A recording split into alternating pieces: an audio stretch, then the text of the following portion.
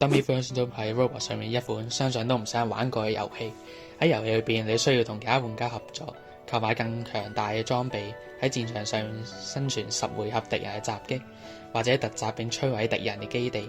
但你係咪知道遊戲背後所隱藏住成個 Dummy First Loop 世界秘密呢？呢條片將提及嘅資訊係參考 Dummy First Loop 嘅官方 Wiki 以及其他 YouTuber 各自嘅講解。我會將官方嘅資訊來源放喺 description， 如有錯漏嘅話，歡迎喺 comment 補充修正。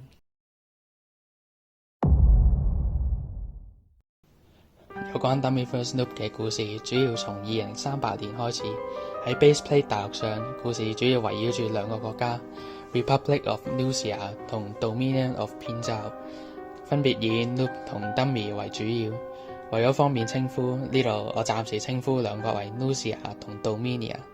當時 Nusia 擁有較多人口同較先進嘅科技，而 Dominia 則就擁有較少嘅人口，但就擁有獨有嘅彈藥製造機、武器列印機同自動炮台等。Nusia 同 Dominia 當時正處於對立關係。喺2038年，兩國邊境嘅軍事衝突演變成為一場大型戰爭，但因為先前嘅各種戰爭同衝突，導致缺乏戰略物資而陷入僵持狀態。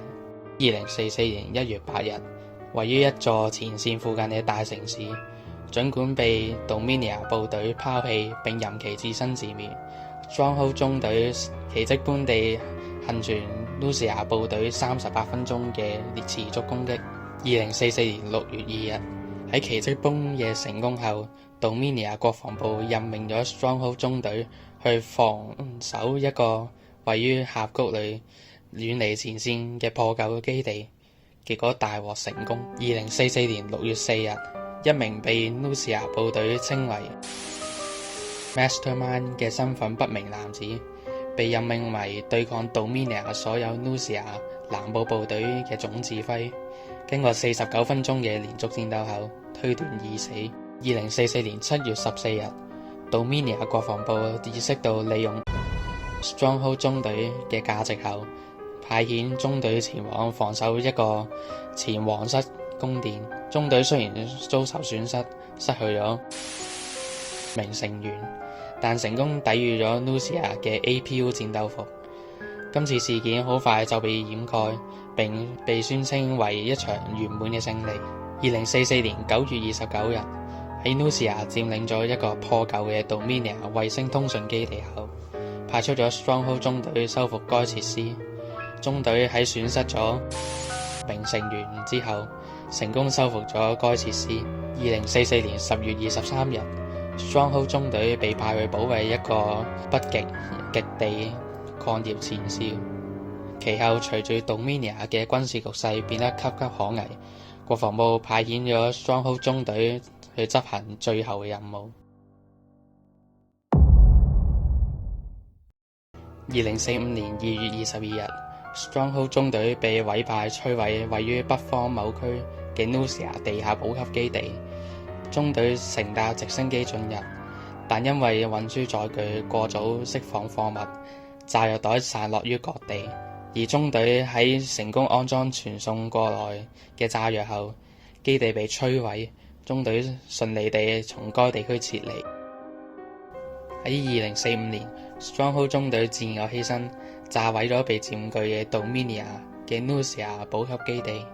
其後成個 Dummy 物種神奇地消失。喺失去咗 Stronghold 中隊同其他選項耗盡後， Dominia 嘅殘餘勢力無條件投降，戰爭自此結束。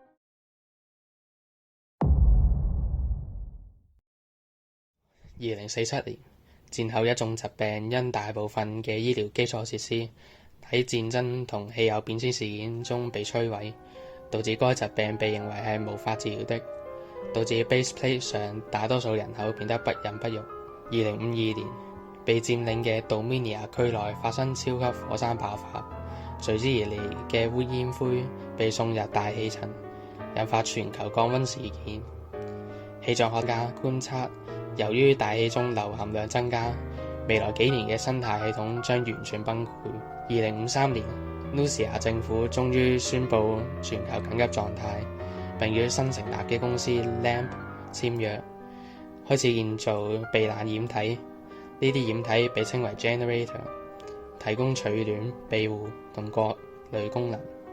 2059年，最後一座 generator 建造完成。透過抽籤決定，剩下1/3嘅人口被獲准進入。2062年，氣溫降到-46度，所有 generator 外嘅生命被宣告滅絕。氣象學家觀測火山所引致嘅全球降溫將持續好幾個世紀。而最後2063年，LAMP 公司嘅殘餘勢力開始組織民兵同倖存者。大部分政府殘暴並唔知情，突襲、搶劫同攻擊變得普遍。相信大家聽完呢個故事之後，都會發現到一個矛盾之處。先前我提到2045年 Stronghold 中隊成功摧毀 Lucia 嘅地下補給基地，並順利從該地區撤離，但係後來嘅記載卻寫住中隊喺該任務中自我犧牲，同時成個 Dummy 物種神奇地消失。呢個又係點解呢？網上對上述問題嘅講法眾說紛紜。喺各個戰爭嘅記錄中，有關於 Stronghold 中隊人員傷亡嘅記錄，或者係 Mastermind 嘅實際名字都有所缺失。而喺 Epilogue 模式裏邊，當我哋登上直升機離開補給基地之後，我哋可以見到一個疑似係系統出現錯誤嘅畫面。考慮到後來嘅記錄同實際情況出現矛盾，可以推測 Dummy-First Loop 嘅世界可能就係一場軍事嘅模擬實驗。實驗系統原本係設定中隊係唔會生存落嚟，而喺 Stronghold 中隊成功從補給基地中撤離嗰一刻，呢個錯誤導致咗系統必須要剷除一切導致呢個錯誤嘅緣故，包括成個 Dummy 物種。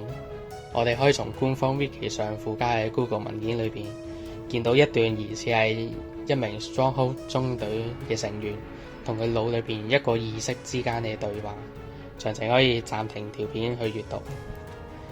對話中可以見到個意識稱呼自己為地球客戶嘅使者，並提議將嗰位隊員嘅意識轉至另一個網絡。呢個可能就係代表咗嗰啲客戶，亦即係軍方，佢哋抹除咗一啲人嘅記憶，或者創造一個擁有自我意識嘅 AI 之後，令佢哋作為 Stronghold 中隊喺各種任務之下生存落嚟，給予佢哋喺 Dummy-First Loop 遊戲裏邊玩家所擁有嘅能力。例如係能夠一次又一次咁復活，使用近戰武器能夠即時恢復血量等。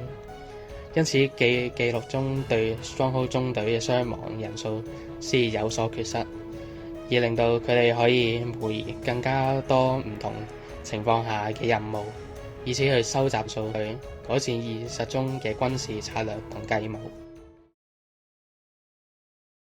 咁呢條片就到呢度完啦。